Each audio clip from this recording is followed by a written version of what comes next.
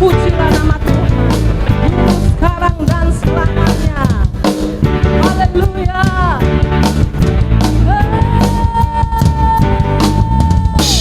Terpujilah namamu Tuhan, kuat dan penuh kemuliaan. Satu suara kami nyatakan, kebesaran-Mu tetap selamanya. Terpujilah namamu Tuhan, ajaib dan penuh keagungan. Satu hati kami nyatakan, kerajaan-Mu kekal selamanya.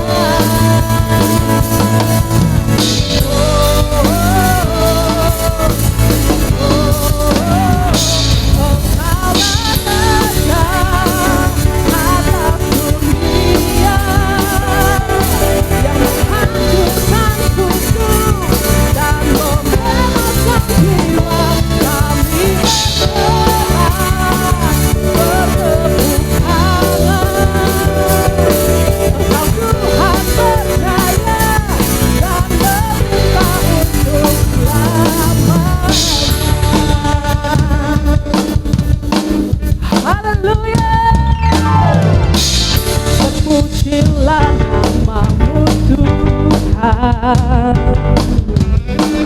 ajaib dan penuh keagungan. Satu hati kami nyatakan, kerajaan-Mu kekal selamanya.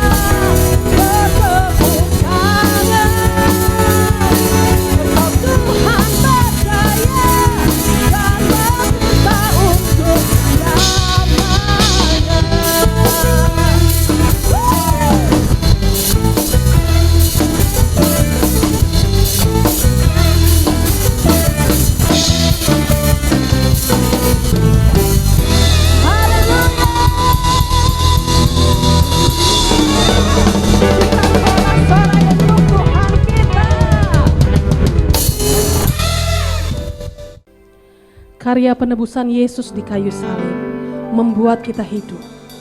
Karya penebusan Yesus di kayu salib membuat kita menang atas maut. Amin.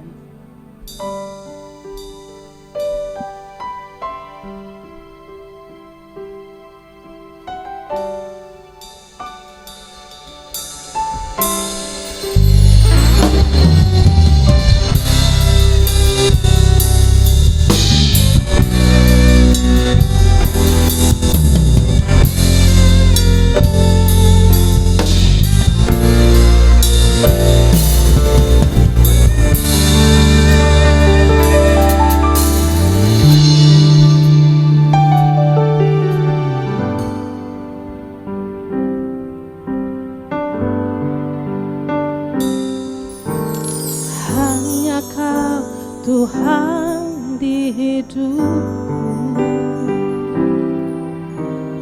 Kau berikan hidup yang baru.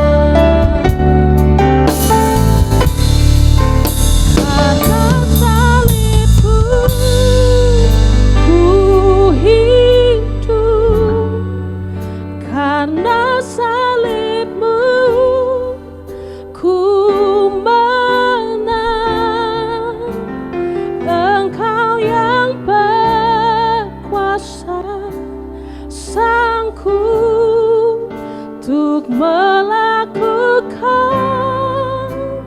mujizat-Mu di hidupku.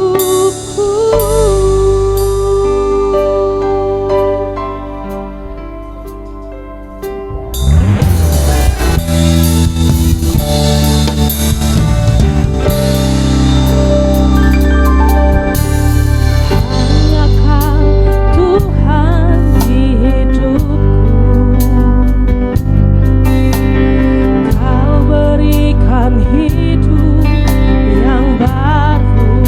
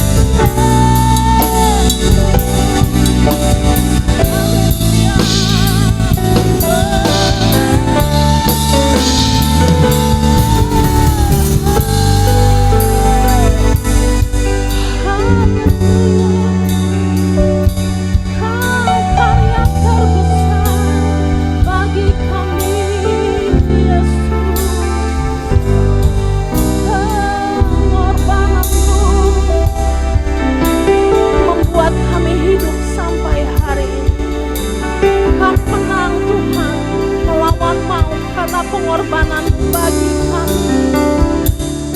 Kami hidup semua karena kebaikan, semua karena karya penebusan-Mu di kayu salib, semua karena kasih karunia Tuhan bagi kami. Terima kasih Yesus, terima kasih.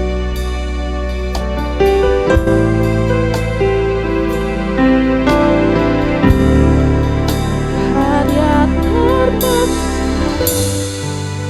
dalam hidupku, pengorbanan-Mu yang selamatkanku. Engkaulah harta yang tak ternilai yang ku miliki dan ku hargai. Yesus, Engkau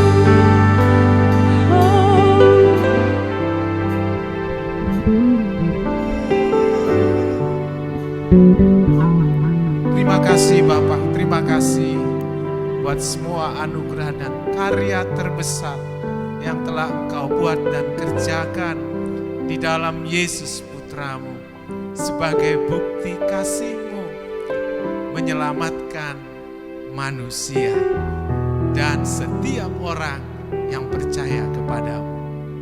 Oleh karena itu kami bersyukur, oleh karena anugerah dan kebaikan-Mu ini, bangsa dan negeri kami mengalami kelimpahan, kesembuhan, pemulihan, bahkan begitu banyak terobosan-terobosan atas bangsa kami Indonesia. Indonesia Tuhan dibebaskan dari COVID-19. Semua vaksin-vaksin yang sedang diimplementasikan mendatangkan imunitas bagi setiap orang yang sudah mendapatkannya. Engkau memberkati Indonesia dengan pemerintahan yang takut akan Tuhan, penuh dengan integritas, mulai dari presiden, wakilnya, sampai kepada seluruh jajaran di pusat sampai di daerah. Semuanya adalah orang-orang yang takut akan Tuhan. Indonesia telah Engkau bebaskan dari resesi ekonomi dan bangkit menjadi bangsa yang maju di dalam teknologi dan ekonomi. Terima kasih Tuhan, Engkau juga sudah memulihkan dan mengamankan Indonesia daripada segala rancangan buruk, daripada niat jahat orang tertentu yang ingin membuat kekacauan atas bangsa kami. Terima kasih Bapa, Engkau telah mengorbankan diri-Mu dan telah membayar semua hutang dosa dan kelemahan yang ada pada umat-Mu dan bangsa kami. Terima kasih Bapa, terima kasih Tuhan. Kau terus penuhi dan urapi semua negeri ini terbuka bagi Injil dan mengalami penuaian jiwa-jiwa menjadi rakyat yang takut akan Tuhan dan pemerintahannya. Terima kasih Bapa, kami bersyukur di dalam nama Tuhan Yesus. Amin. Puji Tuhan Bapak Ibu Saudara terkasih, tiba waktunya kita memberikan persembahan kita yang terbaik yang tentunya sudah kita siapkan. Dan saya mengundang Bapak dan Ibu untuk bangkit berdiri. Kita akan mendeklarasikan persembahan kita pada hitungan yang ketiga. 1, 2, 3. pada saat kami membawa persembahan, kami percaya pintu sorga terbuka dan berkat Tuhan dicurahkan. Saya menerima usaha, pekerjaan, karir, sekolah, dan kuliah yang lebih baik. Keuntungan, penghasilan, bonus, dan aset dilipat gandakan. Semua transaksi dibuat berhasil. Pelanggan lama dan baru Tuhan datangkan. Semua pembayaran dapat dilunasi. Memiliki rumah di bumi dan di sorga. Menerima hadiah, kejutan, dan penghargaan. Diberikan jodoh bagi yang belum punya pasangan, diberikan anak bagi yang belum punya keturunan. Kami memiliki keluarga yang harmonis.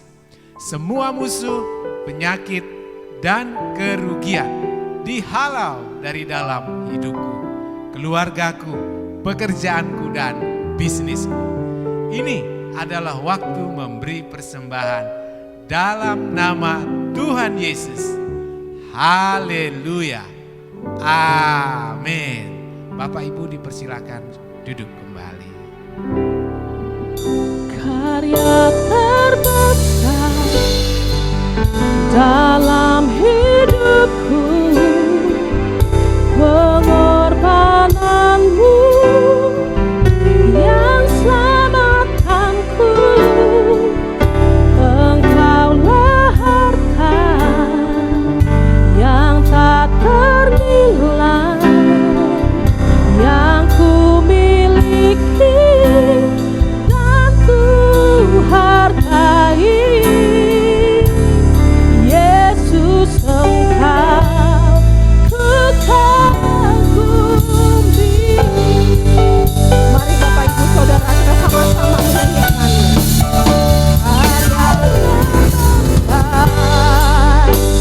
Dalam hidupku, pengorbananmu yang selamatkanku.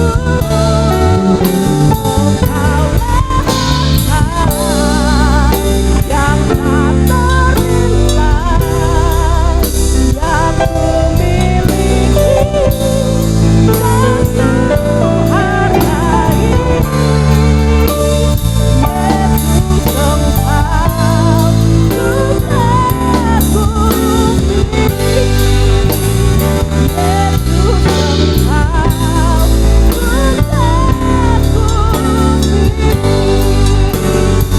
Yesus,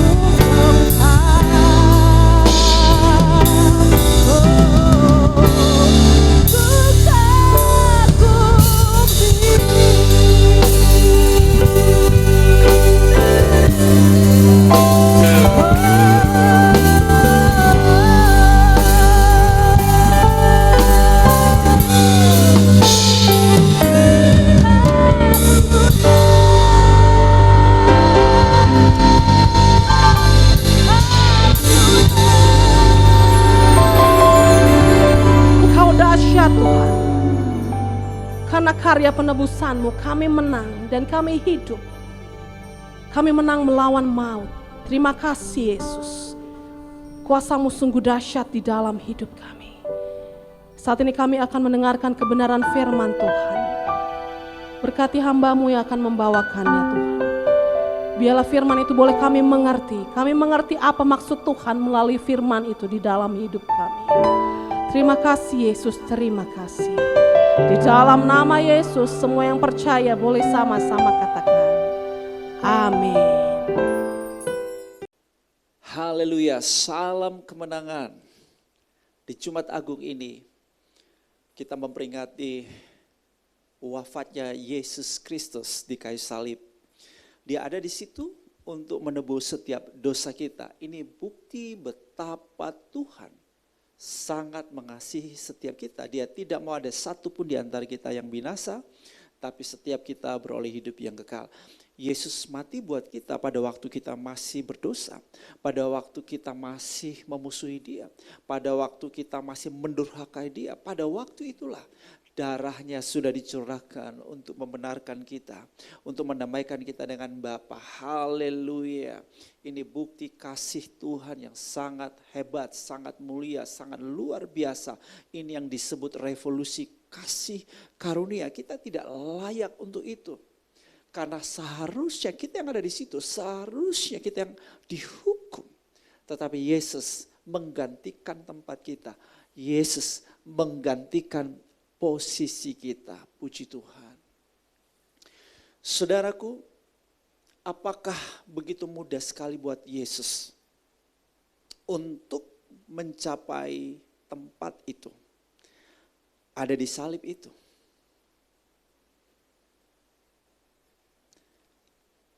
Kalau kita baca di dalam Lukas pasal 22, di situ kita dapat menjumpai pergumulan Yesus yang sangat luar biasa sekali di Taman Getsemani.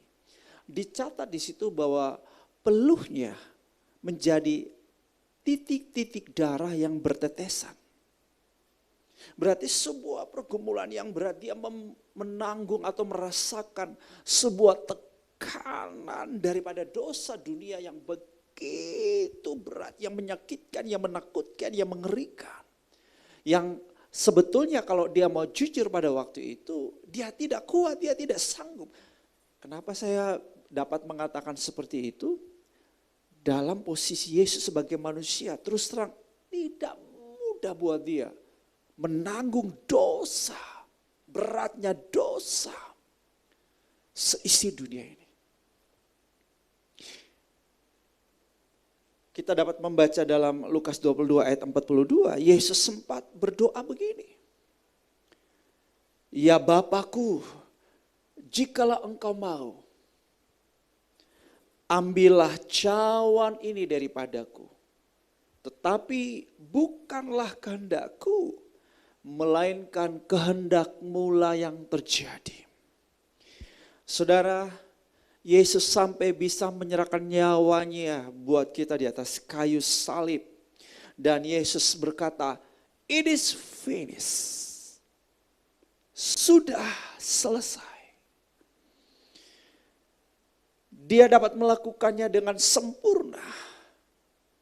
Karena dia telah menyerahkan haknya terlebih dahulu.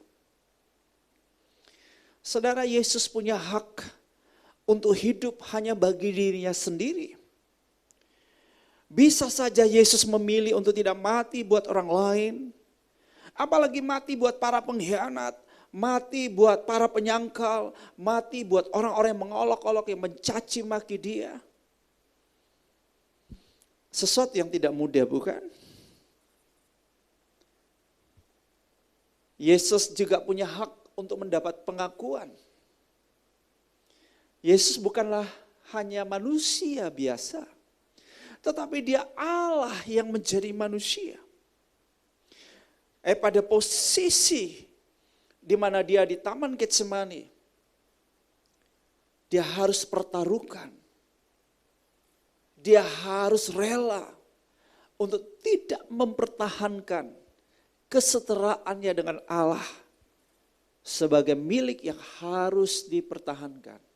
Ini tidak mudah, saudara. Karena ini bicara mengenai martabat, bicara kalau ini manusia, ini bicara martabat, bicara gengsi, bicara kehormatan diri. Ini sesuatu yang sangat sulit. Anda bisa bayangkan, Petrus tidak jauh dari posisi Yesus saat itu. Dan dia terang-terangan menyangkal Yesus. Dan Yesus tahu itu, Yesus mendengar itu, Yesus melihat itu. Petrus berkata, aku tidak kenal dia. Betapa menyakitkan, bukan? Tua-tua bangsa Yahudi, imam-imam kepala dan para ahli Taurat di hadapan mahkamah agama menyatakan, jikalau engkau adalah Mesias. Ya, Yesus bisa saja mengatakan, ya, aku Mesias. Mereka berkata, engkau anak Allah bukan? Bisa saja Yesus juga berkata, yes, aku anak Allah. Tapi Yesus, saudaraku, membiarkan mereka yang bilang, pengakuan itu datang dari mulut mereka dan bukan dari Yesus. Saudara, kecenderungan manusia adalah tentu ingin membuktikan dirinya, ingin menunjukkan siapa dirinya. Kamu tidak kenal siapa aku, iya kan?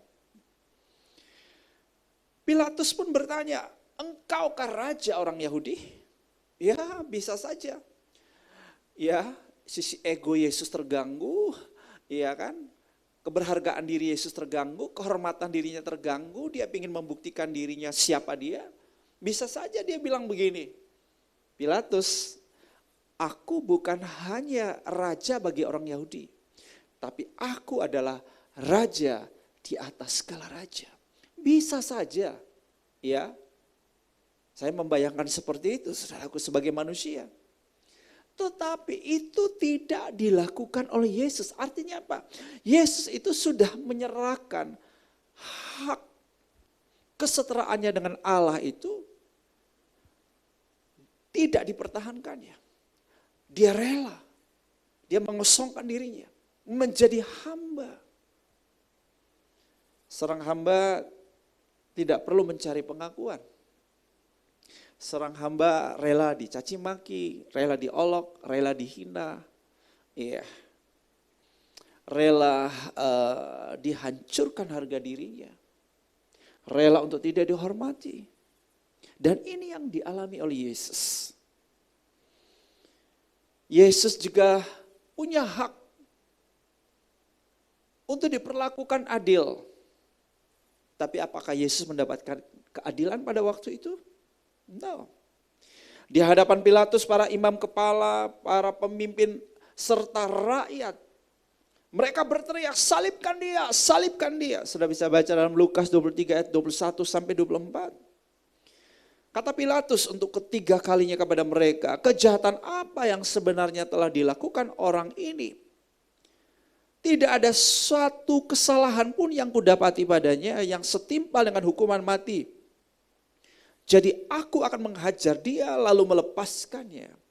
Tetapi dengan berteriak mereka mendesak dan menuntut supaya ia disalibkan.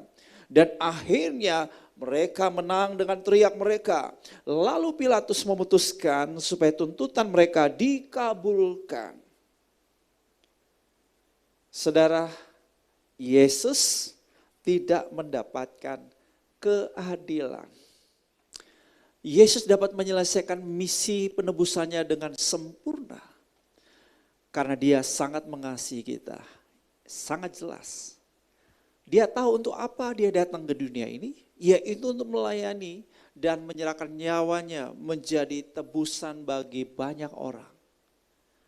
Namun saudaraku, yang menentukan kemenangan Yesus dalam pergumulan yang berat untuk menanggung dosa seisi dunia adalah ketika Yesus dengan rela memilih menyerahkan kehendaknya kepada Bapa, bukan kehendakku, melainkan kehendak Bapa. Dia membiarkan kehendak Bapa yang terjadi atas hidupnya. Ini saya sebut sebagai kerelaan untuk menyerahkan haknya. Paling tidak ada 3 haknya yang Yesus persembahkan, yang Yesus serahkan kepada Bapanya. Supaya kehendak Bapa yang berlaku penuh, total atas hidupnya. Hak untuk hidup buat dirinya sendiri. Hak untuk mendapat pengakuan. Dan hak untuk diperlakukan adil. Saudara, apa pesan Tuhan buat kita di Jumat Agung ini? Pesannya adalah, demikianlah kita ketahui kasih Kristus, yaitu bahwa Ia telah menyerahkan nyawanya untuk kita. Jadi kita pun wajib menyerahkan nyawa kita untuk saudara-saudara kita. 1 Yohanes 3 ayat 16. Wow, ini sebuah perintah yang tidak mudah untuk kita lakukan, berat sekali. Menyerahkan nyawa untuk saudara-saudara kita. Menyerahkan nyawa berarti mengasihi orang lain dengan melayani. Ini sebuah sikap kehambaan yang memberkati orang lain. Sebuah hidup yang bermanfaat bagi orang lain. Sebuah hidup yang menjadi berkat bagi sesama kita. Menyerahkan nyawa adalah investasi hidup kita bagi keselamatan orang lain. Terus terang hal ini tidak mudah, bukan? Tetapi kita dapat melakukannya oleh karena Yesus telah menjadi teladan buat kita. Demikianlah kita ketahui kasih Kristus. Kita dapat melakukan karena kita tahu bahwa kita sangat dikasihi oleh Kristus. Kristus telah menjadi teladan kasih yang sempurna itu buat kita. Jadi kita dapat melakukan karena ada teladan buat kita. Kita dapat melakukannya karena juga kasih karunia yang sudah Tuhan berikan buat kita. Kita dimampukan untuk dapat, saudaraku, menyerahkan nyawa, yaitu dengan apa? Melayani orang lain. Sebagaimana Yesus melayani orang lain. Hidup yang menjadi berkat, hidup yang bermanfaat bagi orang lain. Investasi hidup kita untuk keselamatan orang lain. Supaya kita dapat, saudaraku, menyerahkan nyawa bagi saudara-saudara kita, maka ini yang harus kita lakukan. Kita terus menerus memandang kepada karya salib Kristus itu. Dengan kita memandang kepada karya salib itu, kita tahu ada pribadi Allah yang begitu mengasihi kita, yang menyerahkan nyawanya buat kita. Kita sudah sangat dikasihi oleh Dia. Dengan kita terus dapat merenungkan kasih Kristus bagi kita, maka saudara, kita dapat mengalirkan kasih itu kepada sesama kita. Bagaimana kita dapat menjalankan misi yang mulia ini? Kuncinya adalah ini, saudaraku. Kita copy paste apa yang Yesus lakukan di Taman Getsemani. Yesus menyerahkan haknya kepada Bapaknya. Bukan kehendakku, melainkan kehendak-Mu. Seperti Paulus juga pernah mengatakan, hidupku bukannya aku lagi, melainkan Kristus. Kristus yang hidup di dalam aku. Dan Paulus belajar untuk menghambakan dirinya bagi semua orang. Dia rela untuk menjadi hamba bagi semua orang, bagi keselamatan banyak orang. Saudara, mari kita copy paste apa yang sudah dilakukan Yesus. Yesus menyerahkan sedikitnya 3 hak ini kepada Tuhan, kepada Bapaknya. Kita juga mau lakukan hal yang sama. Yang pertama adalah hak untuk hidup hanya bagi diri sendiri, untukku, bagiku. Nggak usah pikirin orang lain, tidak peduli dengan orang lain. Ya, emangnya gue pikirin. Kita cuek dengan orang lain. Bisa, karena itu hak kita. Tetapi maukah di saat ini, hari ini, di Jumat Agung ini, sebagaimana Yesus menyerahkan hak itu kepada Bapaknya, kita juga mau melakukan hal itu. Gimana caranya? Mari kita belajar, peka, temukan berbagai masalah, kebutuhan, berbagai persoalan yang ada di sekitar kita. Ya, banyak sekali.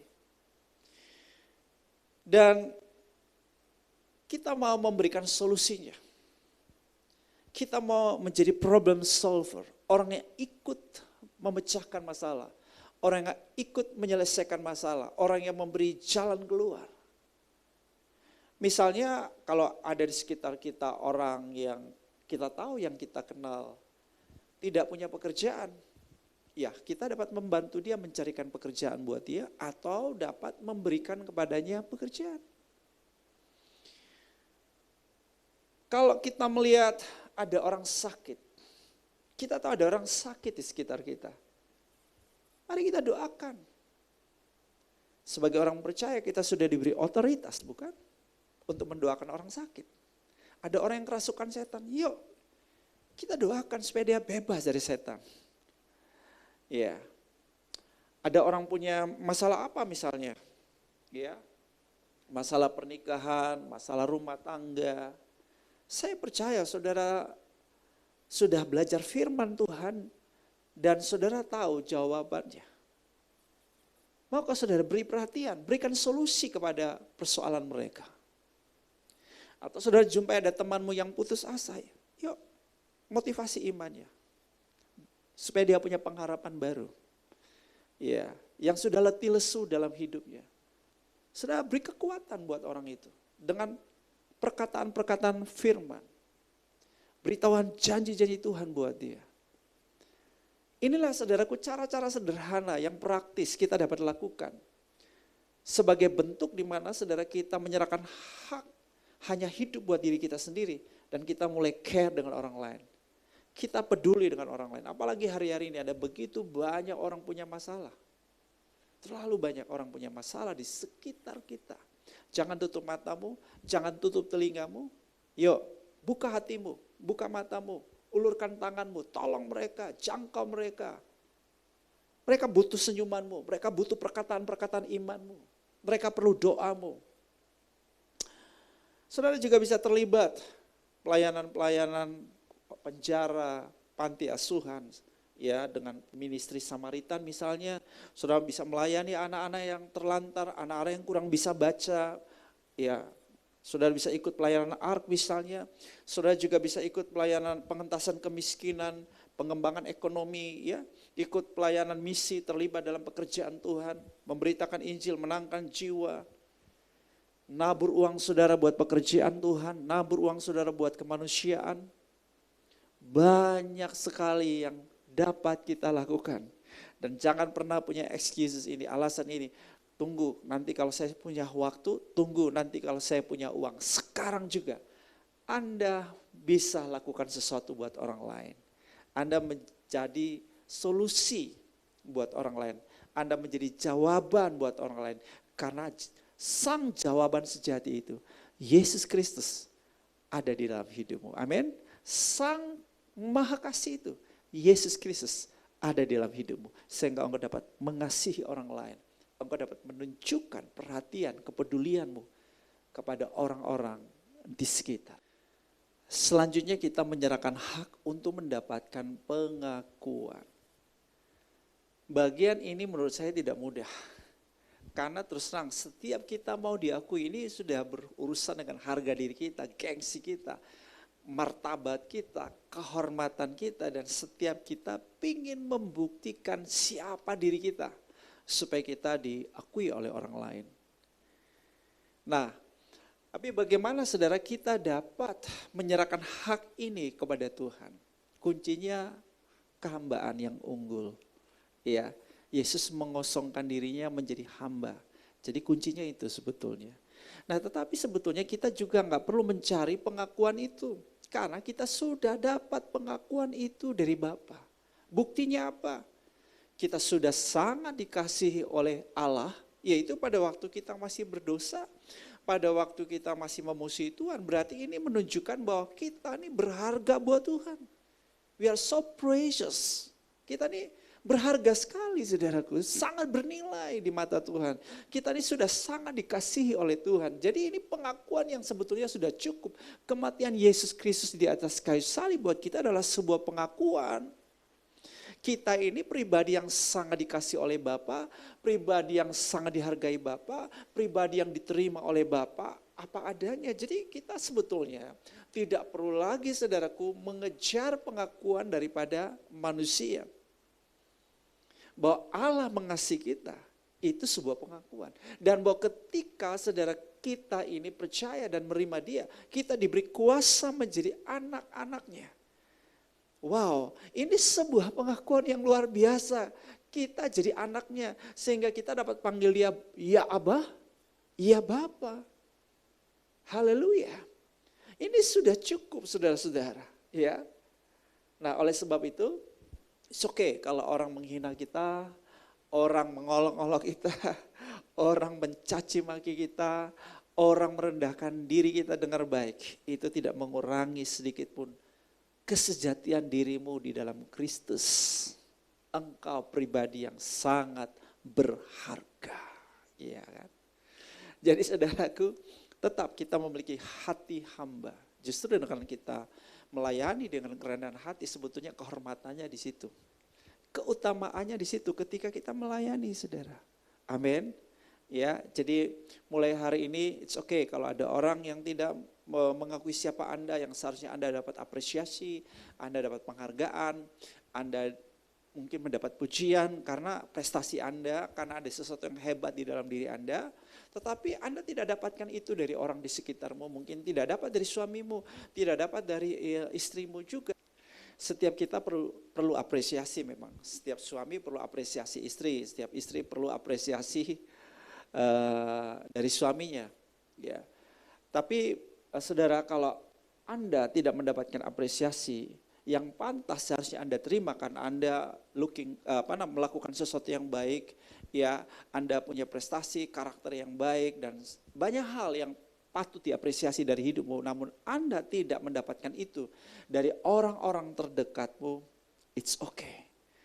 Yang penting Anda mendapatkan pengakuan daripada Tuhan. Siap? Oke. Haleluya. Inilah caranya bagaimana kita saudara dapat menyerahkan nyawa kita buat saudara kita, ya.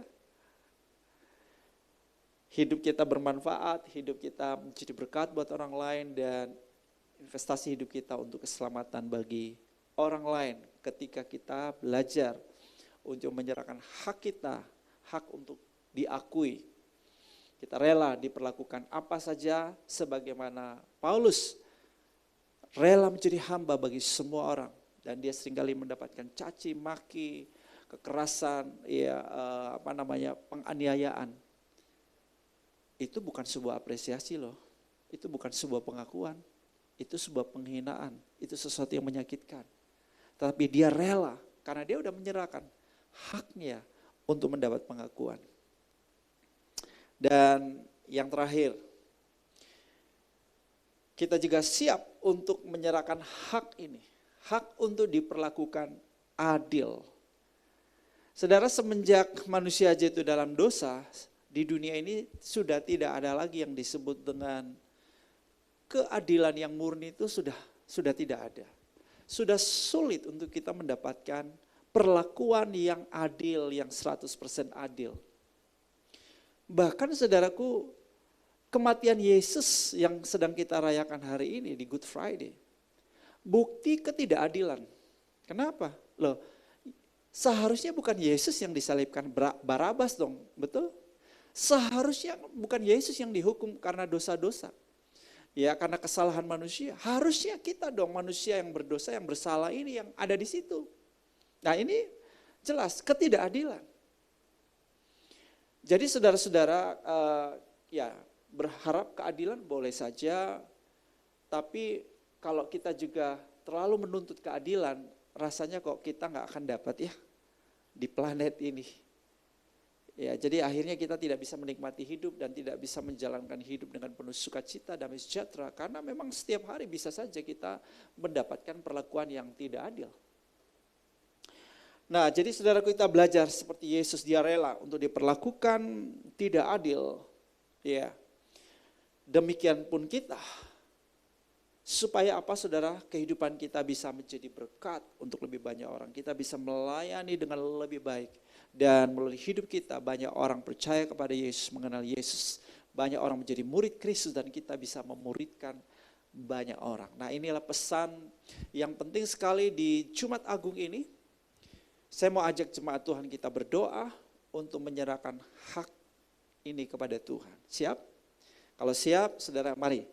Ya, saya ajak kita berdoa untuk menyerahkan hak-hak kita kepada Tuhan, supaya kita bisa menyerahkan nyawa kita bagi saudara kita. Sama seperti Yesus. Dia tahu dia datang untuk melayani dan menyerahkan nyawanya menjadi tebusan bagi banyak orang. Kita juga memilih tempat kehambaan untuk melayani dan menyerahkan nyawa kita buat saudara-saudara kita. Mari kita berdoa. Haleluya. Bapa, ini doa kami. Sebagaimana Yesus melayani, sebagaimana Yesus menyerahkan nyawanya, saat ini kami menyerahkan hak kami. Hak untuk hidup buat diri sendiri. Hak untuk mendapat pengakuan. Hak untuk diperlakukan adil. Kami menyerahkannya kepada Bapa. Dan kami memilih untuk mengikuti kehendak Bapa buat hidup kami. Kami siap selaraskan hidup kami dengan tujuan Bapa bagi kami. Yaitu kami mau melayani. Dan kami mau juga menyerahkan nyawa kami bagi saudara-saudara kami. Kami mau hidup kami bermanfaat. Hidup kami menjadi berkat buat orang lain. Melalui pelayanan kehambaan. Melalui hidup kami banyak orang mengenal Yesus. Menjadi murid Yesus dan dimuridkan. Haleluya. Terima kasih. Roh Kudus memampukan kami. Yesus teladan kami. Kasih karunia juga menyanggupkan kami. Dalam nama Yesus. Katakan amin. Saudara, kini saatnya kita perjamuan kudus. Siapkan roti dan anggurmu. Haleluya. Puji Tuhan. Mari saudara angkat roti dan anggur di tangan kanan saudara. Dan ikuti doa saya. Bapa Surgawi, karena begitu besar kasih-Mu kepadaku, sehingga Engkau telah mengaruniakan Putra Tunggal-Mu Yesus Kristus disalibkan untuk menebus dosaku. Sekarang saya mau bersekutu dengan tubuh Yesus dan dengan darah Yesus untuk mengingat kematian Kristus bagiku. Yes, Lord. Untuk memberitakan kematian Yesus sampai Ia datang lagi. Amen. Dan untuk meneguhkan persekutuanku dengan tubuh Kristus. Mari saudara, masing-masing kita mengucap syukur. Terima kasih Yesus buat tubuh-Mu yang Kau pecah-pecahkan bagiku. Yes Lord. Terima kasih Yesus buat darah-Mu yang Kau curahkan bagiku. Aku telah mendapatkan kasih yang sempurna itu. Ya Tuhan. Kau sudah menanggung segala kelemahanku, sakit penyakitku di atas kayu salib. Setiap dosa dan akibat dosaku Engkau sudah tanggung semuanya di atas kayu salib. Di salib itu Engkau berkata, sudah selesai. Thank you Jesus. Thank you Jesus. Yes Lord.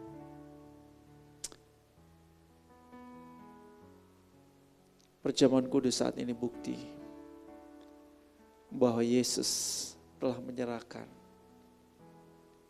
semua kehendaknya. Dia hanya mengizinkan kehendak Bapa yang terjadi atas hidupnya. Dan ketika kita lakukan perjamuan kudus ini satu perbuatan iman kita, komitmen kita juga. Sebagaimana Yesus telah melakukannya, kita juga melakukannya. Sebagaimana Yesus menyerahkan nyawanya buat kita, kita juga mau menyerahkan nyawa kita buat saudara-saudara kita. Bukankah roti yang atasnya kita bersyukur adalah persekutuan dengan tubuh Yesus? Katakan amin. Bukankah cawan anggur yang atasnya kita bersyukur adalah persekutuan dengan darah Yesus? Katakan amin. Makanlah, minumlah dalam nama Yesus. Thank you. Thank you Jesus.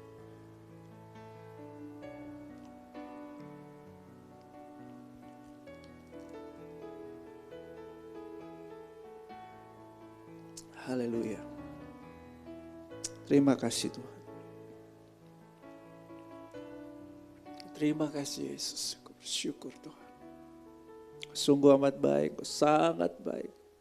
Bahwasanya untuk selama-lamanya kasih setia Tuhan atas hidupku.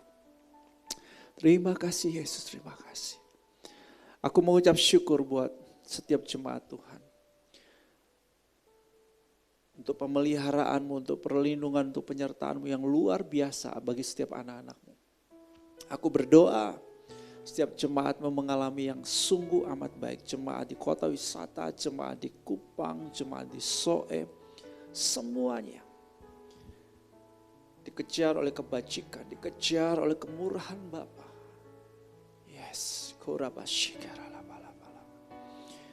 Setiap jemaat Tuhan mengalami terobosan-terobosan, mujizat-mujizat, sumber-sumber yang mengalir ke dalam hidup mereka, pintu-pintu yang terbuka buat mereka, kekuatan bagi yang lemah, semangat baru bagi yang putus asa, kekuatan bagi yang letih lesu. Terima dalam nama Yesus semangat dari Tuhan. Ya Rabashiki ya Ralabalab. Dan kesembuhan bagi yang sakit. Terima dalam nama Yesus mujizat bagi hidupmu. Hikarabakasyakaralaba. Ukurabakasyakaralaba. Thank you Jesus. Dalam nama Yesus. Katakan amin. Jemaat Tuhan, saya persilakan bangkit berdiri. Kita sudah ada di bulan April dan kita sudah merayakan hari ini Jumat Agung, dan minggu besok kita akan merayakan kebangkitan Yesus.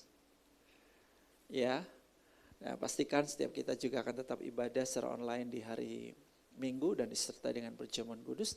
Dan Sabtu besok ada doa fajar. Ya, saya berharap jemaat dapat join, dapat ikut dalam doa fajar bersama-sama. Kita menyiapkan rahim rohani kita untuk Pentakosta yang ketiga. Ya, pastikan setiap jemaat tetap jaga kesehatan Bapak Ibu ya, ikuti protokol kesehatan COVID-19. Anda sehat, keluargamu sehat, kita semua sehat, Indonesia sehat. Oke. Mari angkat kedua tangan saudara, kita semua sudah diberkati Tuhan. Dengan penuh iman, kita menerima semua berkat itu terus mengalir dalam hidup kita. Yes, Bapa Surgawi menghadapkan wajahnya kepada kita, melimpahkan kita dengan kasih karunia-Nya. Katakan amin. Yes Lord. Dia memegang tangan kananmu dan membawa engkau dari kemenangan kepada kemenangan, dari iman kepada iman yang semakin sempurna, dari kemuliaan kepada kemuliaan. Di dalam nama Tuhan Yesus Kristus. Katakan amin. Tuhan berkati.